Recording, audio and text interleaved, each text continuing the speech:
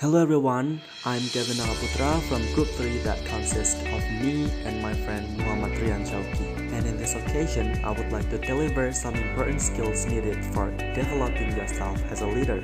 Before we start, let me outline some leadership skills that we will cover in this chapter. The first one, your first 90 days as a leader. The second one, learning from experience. The third one, building technical competence. The fourth one, building effective relationships with superiors. The fifth one, building effective relationships with peers. And the last one, development planning. And here's the new leader onboarding roadmap developed by Rowlett and Curvey. And it is important to note that this onboarding roadmap is focused on external hires. So some of the steps in this onboarding roadmap can be ignored or need to be modified for individuals who have been promoted from within. In the day minus 30 or before you start, you have to do pre-hire data gathering and you will do post-hire activities. In the first day, you will meet your boss and your entire team. In the first 2 weeks, you will meet your team members, your peers, your stars, and you will have other meetings. In the first 2 months, you will obtain some external perspectives, you will have strategy, structure, and staffing, you will socialize decisions, and you will experience substantive issues, and you will get feedback. And on the third month, you will establish culture, team offsite, values, strategy, rhythm, and also improvement areas, and the last one, sub-team analysis. And here's the detail for your first 90 days as a leader. The first one, before you start, do your homework. You as a candidate of a leader should gather as much information about your potential company as you can. Some good resources of information include website annual reports, press releases, marketing literature, Facebook, LinkedIn, and other social networking sites to set up informational interviews with people inside the organization. And 2 critical tasks to accomplish on the first day of the job include meeting the new boss and also meeting the new team. The first meeting with the boss should happen in the post office and be about an hour long. Key topics to discuss include identifying teams, key objectives, metrics, and important projects, understand the boss' view of the team's strengths and weaknesses, working through meeting schedules and communication styles, and sharing plans for the day and the next several weeks. The first 2 weeks should be filled with meeting with many people both inside and outside the team. The key objectives for these meetings are learn as much as possible, develop relationships, and determine future allies.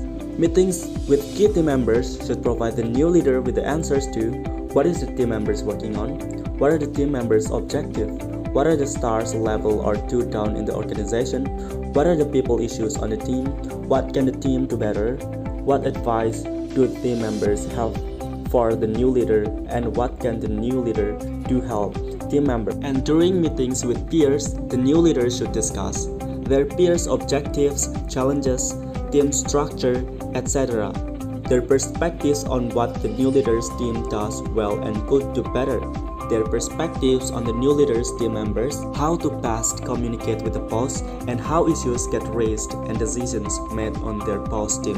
During the first 2 months period, the leader is gathering more information, determining the direction, and finalizing the appropriate structure and staffing for the team. Tasks to be performed include gathering benchmarking information, meeting with key external customers and suppliers, and also meeting with the former team leader. In the first third month, the new leader should have developed a vision of the future.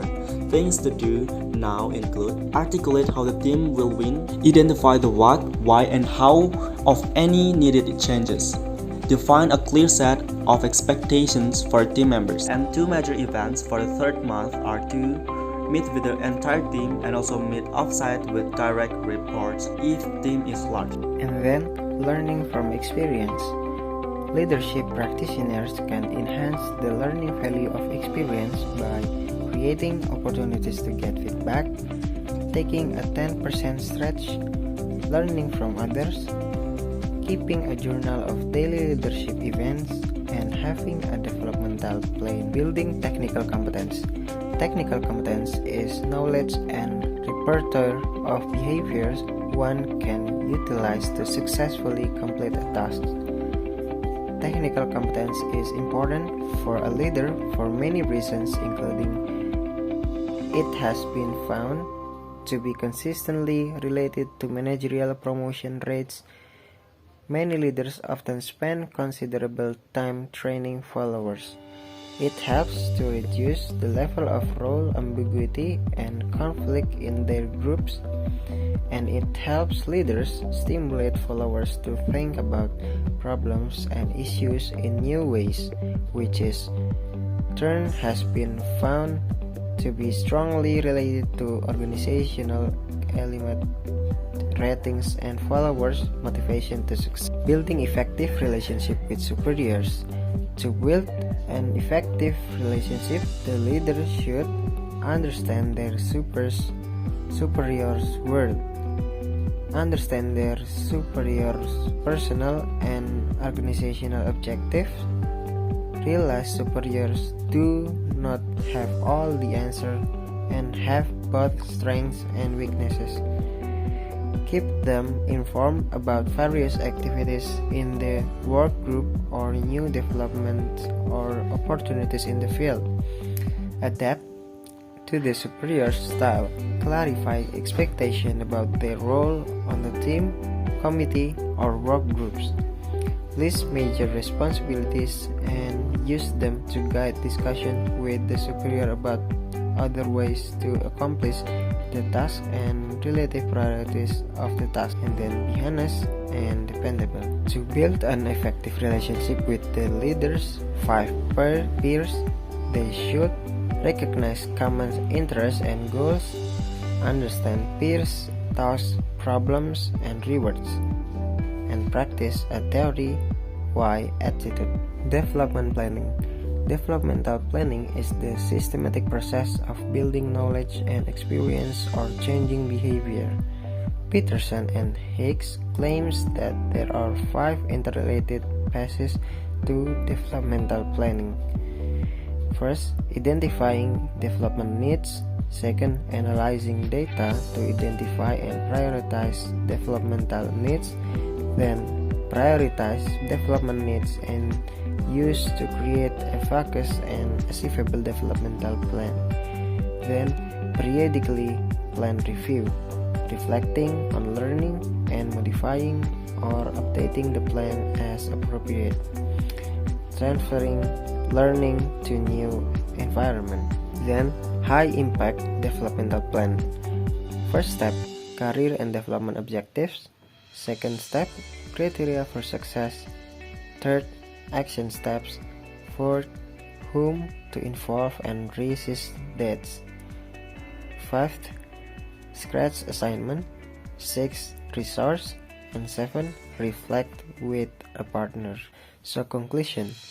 In conclusion, to be a great leader, you will face enduring challenge. Therefore, you need to learn some skills from preparation, execution, until development planning. To close this presentation, I have a quote from John C. Maxwell.